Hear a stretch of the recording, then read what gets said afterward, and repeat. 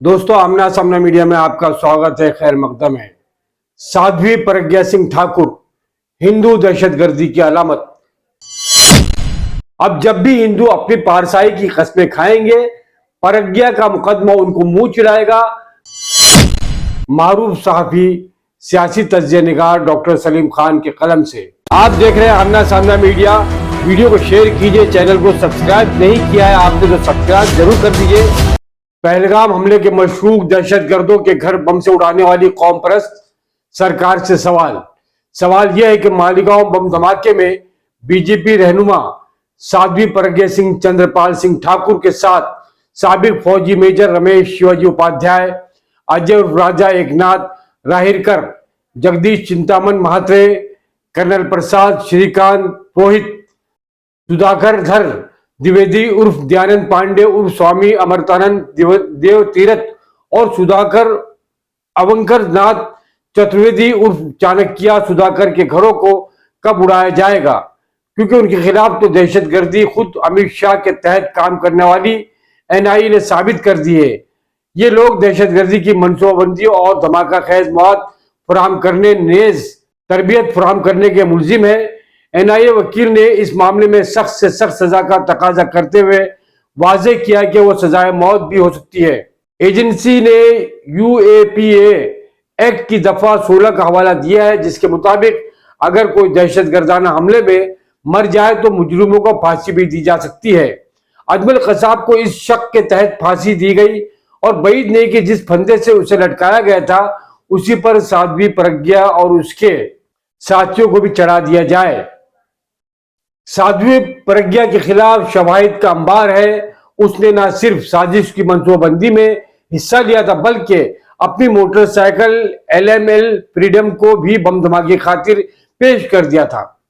खुसूसी सरकारी वकील अविनाश रिसाल ने 3 हिस्सों में मुनकसिम 1839 सफाहत पर मुश्तमिल अपनी हतमा तहरीर बहस खुसूसी जज ए के लाहौटी के सुपुर्द की है।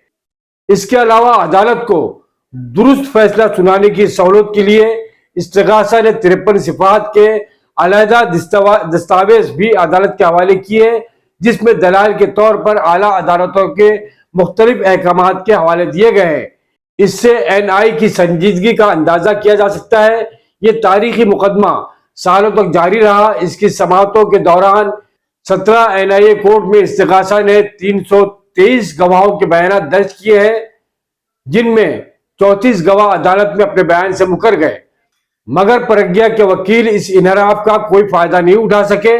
इन पर ताजिरत हिंद explosive substance act, Indian arms act और unlawful activities provision act UAP की मुतल्लिका दिफात के तहत मुकदमा जारी रहा। इस अहम फैसले का क्रेडिट अनजानी एटीएस सरबराह अहमद करकरे को जाता है, जिन्होंने पहली मर्तबा भगवा खेमे पर दहशतगर्दी में मुलविस होने का पर्दाफाश करके मुलजमीन को गिरफ्तार किया था।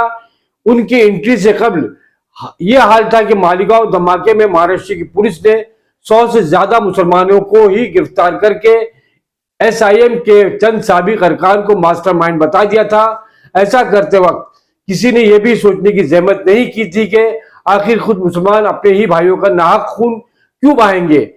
इन सारे बेकसूरों को जमानत मिल गई और हेमंत करकरे की सही जमील से असल साजिश बेनकाब होती चली गई और असल मुजरिम कानून के शिकंजे में आते चले गए।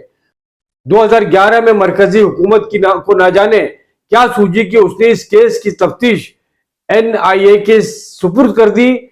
मोदी के इख्तिदार संभालने के 2 साल बाद एनआईए ने 2016 में मुलजमीन के खिलाफ जो फर्द जुर्म दाखिल की थी, उसमें कलीदी मुलजिमा साध्वी प्रज्ञा के अलावा श्याम साहू, परवीन टकलकी और शिव नारायण कालसा नगरा को सबूत की अदम मौजूदगी का बहाना बनाकर क्लीन चिट देने की कोशिश की गई। एनआईए की अदालत ने इन चारों को डिस्चार्ज करने की बजाय साध्वी के अलावा बाकी तीनों को बेकसूर ठहरा दिया।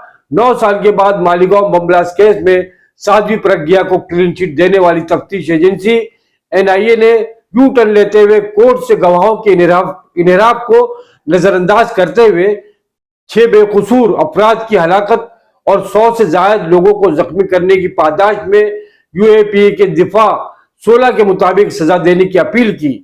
NIA वही मरकजी एजेंसी है जिसने असल मामले में महाराष्ट्र ATS के जरिए साध्वी को कलीदी मुलजिम बनाए जाने के जवाब को मुस्तरद कर दिया था।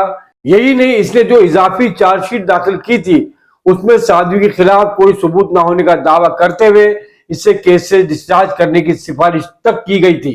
NIA के इस रवैये की मुखालफत करते हुए मुकदमे की साबिक वकील इस्तिगासा रोहिणी सालियान ने कौमी तहकीकी इदारे पर मुलजिमीन और बतौर खास साध्वी के तई नर्म रवैया इख्तियार करने का इल्जाम आयद किया था। खुसूसी अदालत अगर NIA के दबाव में आकर इस अपील को कबूल कर लेती तो मुमकिन है साध्वी का टिकट भी नहीं कटता और उसे मोदी 3 में वजीर बना दिया जाता। लेकिन अदालत ने जब NIA के दलाइल को मुस्तरद करते हुए प्रज्ञा पर मुकदमा चलाने का फैसला किया, वहीं से इसके सितारे गर्दिश में आ गए। मालेगांव बम धमाका केस में जो तफ्तीशी एजेंसी NIA साध्वी प्रज्ञा और उसके साथियों को शुरू में ही क्लीन चिट देकर मुकदमा चलाने की जरूरत से इनकार कर रही थी, उसने समाज के बाद यू टर्न लेते हुए मुलजिमीन के लिए सख्त तरीन सजाओं का मुतालबा करके सबको चौंका दिया। ये उलटफेर अगर नहीं होता और NIA उन सारे मुलजिमीन को नाकाफी सबूत की बिना पर रिहा करने की मांग करती तो ये तवक्को के मुताबिक था और इस सूरत में कोई सियासी कयास आरिया नहीं होती। फिलहाल चूंकि सूरत हाल उलट गई है, इसलिए ज़राए इब्लाग में अटकलबाजियों का एक तूफान बरपा है, क्योंकि अदलिया के हवाले से मौजूदा हुकूमत का रिकॉर्ड भी बहुत खराब है।